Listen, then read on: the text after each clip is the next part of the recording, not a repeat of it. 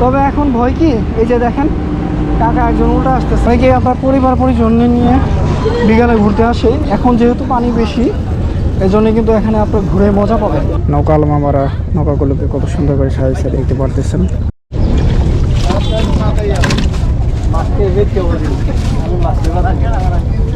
এই রাস্তার পাশ দিয়ে যে ড্রেনটা ছিল, ওই ড্রেন দিয়ে যে পানিগুলো আসতেছিল, ওই পানিগুলোই কিন্তু এই নদীতে পড়তেছে ভরপুর পানিতে। কিন্তু আশা করি অনেকটাই আপনার পানি কম আগের চেয়ে, কারণ পানি আরও বেশি থাকার কথা ছিল।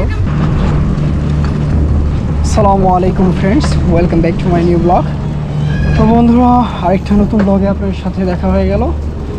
তো এই ব্লগে আপনাদের সবাইকে স্বাগতম। এখন বাজে বিকাল 4:45। আজ হচ্ছে মঙ্গলবার, 27 আগস্ট। আমি যাচ্ছি আজকে আরেকটি সুন্দর জায়গায়। এখানে পানি রয়েছে, এই জন্যই কিন্তু যাওয়া। তো যেহেতু এখন বৃষ্টি এবং বর্ষাকাল চলতেছে, তো যার জন্য ভাবলাম আপনাদের সাথে পানি সংক্রান্ত ভিডিওগুলা দেওয়া যাক। রাস্তার অবস্থা আপনারা দেখতেই পাচ্ছেন।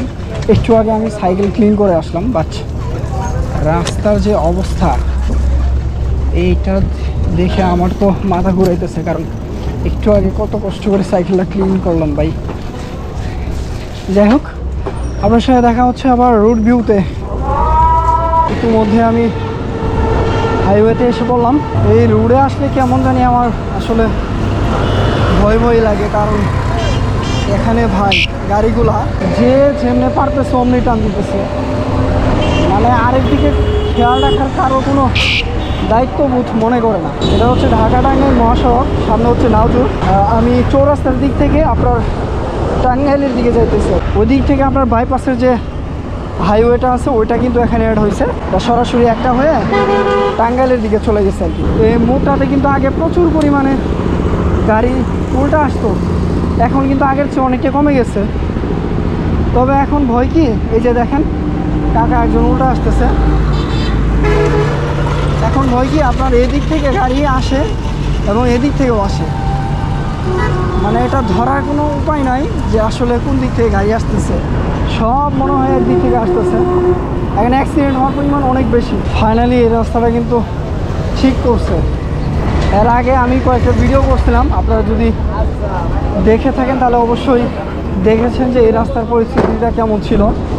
এখন কিন্তু পিচ ঢালাই করছে, এই জন্য দেখে ভালো লাগতেছে। আমি মনে মনে একটু ভয় পাইতেছিলাম যে রাস্তাটা আগের মতোই আসি কিনা। রাস্তাটা যদি আগের মতোই থাকতো তাহলে কিন্তু এই দিক দিয়ে যাওয়া আসা ভাই, যারা অটো চালায় এবং দৈনন্দিন আপনারা যারা চলাচল করেন, তারাই আমার চেয়ে ভালো জানেন যে এই রাস্তার পরিস্থিতি কেমন ছিল, কত খারাপ ছিল, জঘন্যতম একটা। তো যাই হোক, শুক্রিয়া, আলহামদুলিল্লাহ যে রুটটা এখন আপাতত মেরামত করা হয়েছে। তারপরেও কিন্তু জায়গায় জায়গায় আপনার খণ্ড খণ্ড গর্ত আছে, যেটা আসলে থাকারও কথা ছিল না। আমরা প্রায় এসে পড়েছি ভাঙ্গা ব্রিজের কাছাকাছি।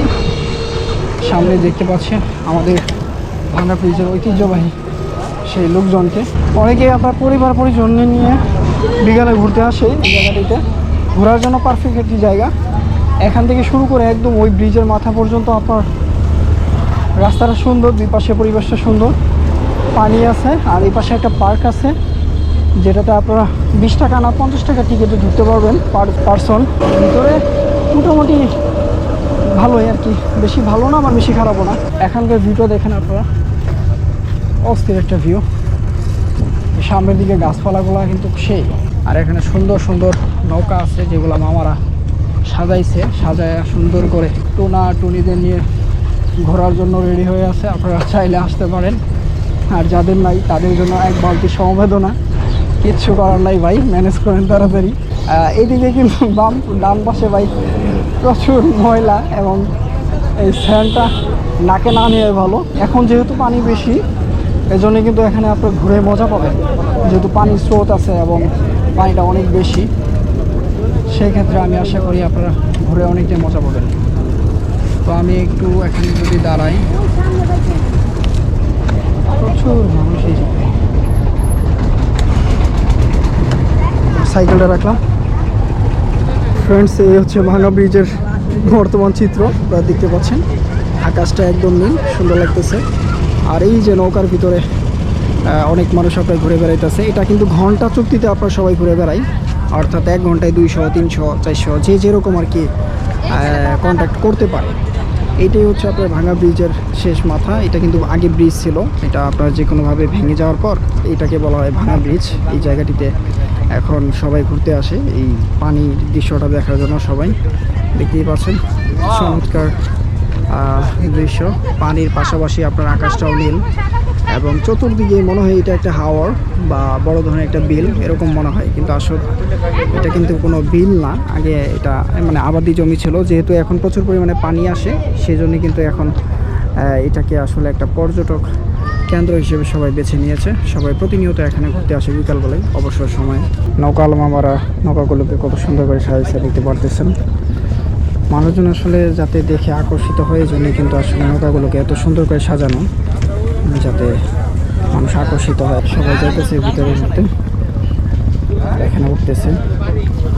ওগুলো আসলে ঘন্টা চুক্তিতে আপনার যায় 1 ঘন্টা 2 ঘন্টা এরকম করে, 200 300 যেরকম বললাম একটু আগে, এরকম করে কিন্তু সবাই ওই যে ভিতর পর্যন্ত একটু যায়, ওই দিকে ঘুরে তারপর আবার ব্যাক করে এখানে চলে আসে। এগুলো ছোট নৌকা, এই পাশে আপনার ট্রলার আছে বড়গুলা, ওগুলা দিয়ে কিন্তু যেতে পারবে। ওগুলা দিয়ে আসলে যদি 15 জন 20 জন বা 10-12 জন এরকম হয়, ওগুলা দিয়ে আপনারা যেতে পারবেন। আর এখানে 4-5 জন 7 জন 5 জনের বেশি যেতে পারবে না, 5 জন। এগুলাতে আসলে সর্বোচ্চ 5 জন যাবে, আর ওগুলাতে গেলে আপনার 10 জন 15 জন 20 জন করে যেতে পারবেন। আমি যে রাস্তা দিয়ে আসলাম, এই রাস্তার পাশ দিয়ে যে ড্রেনটা ছিল, ওই ড্রেন দিয়ে যে পানিগুলো আসতেছিল, ওই পানিগুলোই কিন্তু এই নদীতে পড়তেছে। আপনারা দেখতে পাচ্ছেন প্রচুর পরিমাণে পানি। এটা কিন্তু আসলে নোংরা পানি সম্পূর্ণ, প্রচুর গন্ধ এখানে। ড্রেন দিয়ে আপনার পানিটা পড়তেছে, দেখতে পাচ্ছেন। আর এটা হচ্ছে রাস্তা, এই রাস্তার অংশটা আপনার হয়ে গেছে, ভেঙে গেছে। যেটা ব্রিজ ছিল আগে, এটা কিন্তু সম্পূর্ণ ভেঙে গিয়ে এই অবস্থা তৈরি হয়েছে। এটা কিন্তু রাস্তার একদম শেষ মাথা। আবার ওই পাশে থেকে শুরু হয়েছে। গ্রীষ্মকালে বা যখন এই পানিটা শুকনো থাকে, নদীটা শুকনো থাকে, তখন কিন্তু এখান দিয়ে বাঁশের ব্রিজ থাকে, এই ব্রিজ দিয়ে কিন্তু এখানে যাতায়াত করা যায়। যেহেতু এখন ব্রিজটা ভাঙা সেক্ষেত্রে এবং পানিও বেশি, বাঁশের ব্রিজটা কিন্তু ডুবে গেছে, অর্থাৎ সাঁকোটা ডুবে গেছে। একটু আগে কিন্তু মানুষ অনেক কম ছিল, এখন একটু মানুষের চাপ বাড়ছে। আপনারা দেখতে পাচ্ছেন আগের চেয়ে একটু মানুষ বাড়ছে, একটু মানুষ দেখা যাইতেছে। তো আমি আসলাম অনেকদিন পরে এই জায়গাতে, অনেক ভিডিও করা হয়েছে আমার। ভাবলাম যে আরেকটা ভিডিও আজকে করা যায়, যেহেতু আমি একটু অবসর সময় পাইলাম, ভাবলাম একটু ঘুরে আসি ভাঙা ব্রিজ। আর যেহেতু এখন হচ্ছে আপনার বৃষ্টির সময় এবং বন্যার পানি টেনে আসতেছে, ভাবলাম যে ভাঙা ব্রিজের পানিটা একটু দেখে আসা যাক যে কেমন দেখা যাচ্ছে পানিটার ভরপুর পানিতে। কিন্তু আশা করি অনেকটাই আপনার পানি কম আগের চেয়ে, কারণ পানি আরও বেশি থাকার কথা ছিল। অনেকে আপনার দেখলাম যে নৌকালাম আমাকে ছাড়া গেল, মানে সাথে মহিলা ছিল এবং সে আসলে কোনো সময় নৌকা চালায় নাই, কিন্তু নৌকাটা বৈঠা নিয়ে, নৌকা একা নিয়ে মহিলাকে নিয়ে ভিতরে গেছে। যদি কোনো কিছু হয়ে যায় তাহলে কিন্তু সর্বনাশ। এই জন্য আমি বলবো আপনি অবশ্যই নৌকালা মামা বা মাছিকে সাথে নিয়ে তারপর ওখানে যাবেন, এটা আপনার জন্য ভালো হবে।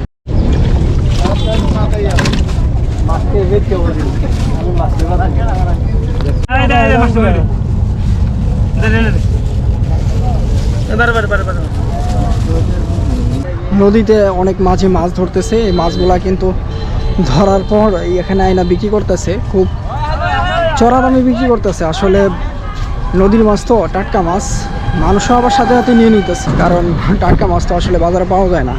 বাজারে সব তো একদম বরফ দেওয়া মাছ, এখানে তো গুঁড়া মাছগুলো টাটকা, প্রচুর টাটকা।